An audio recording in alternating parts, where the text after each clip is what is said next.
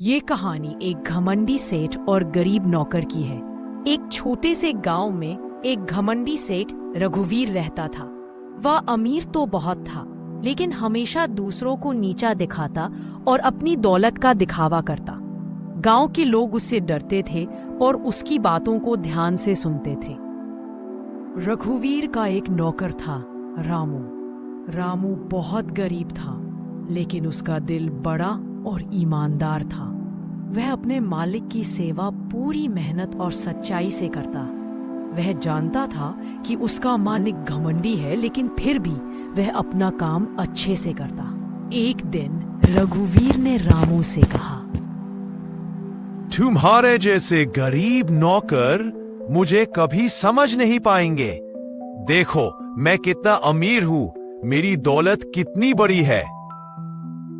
रामू ने विनम्रता से सिर हिलाया और कहा कि साहब, दौलत तो सबकी होती है, लेकिन सच्चाई और ईमानदारी का मूल्य सबसे बड़ा है।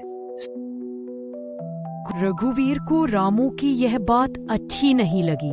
वह हंसते हुए बोला, तुम गरीबों को बड़ी बातें समझ नहीं आती। दौलत ही सबसे बड़ा पुरस्कार है। कुछ दिनों बाद गांव में एक बड़ी समस्या आई। गांव का मुख्य कुआं सूख गया और लोगों को पानी की बहुत कमी हो गई। गांव वाले सेठ रघुवीर के पास मदद के लिए जाते हैं। तो इस पर रघुवीर कहता है कि यह मेरा काम नहीं है, यह तो गांव वालों का मसला है। लेकिन रामू ने सोचा कि वह कुछ मदद कर सकता है। वह गांव वालों के साथ जाकर कुएं के पास काम करने लगा। रामू ने दिन रात मेहनत की। कुछ हफ्तों में कुआं फिर से पानी देने लगा। गांव के लोग खुश हुए और रामू की ईमानदारी और मेहनत की सराहना की।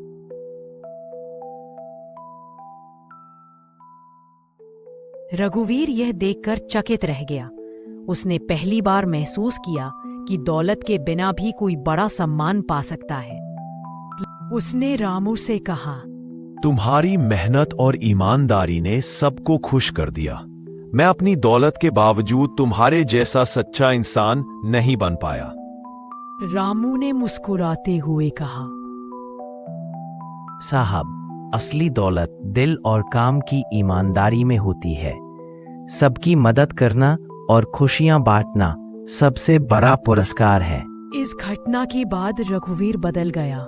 उसने न केवल गांव के लोगों की मदद करनी शुरू की, बल्कि रामू की ईमानदारी और मेहनत को भी पहचान लिया। अब वो घमंडी नहीं रहा, अब वो अच्छा इंसान बन गया था और अब वो गरीबों को दान भी करने लगा।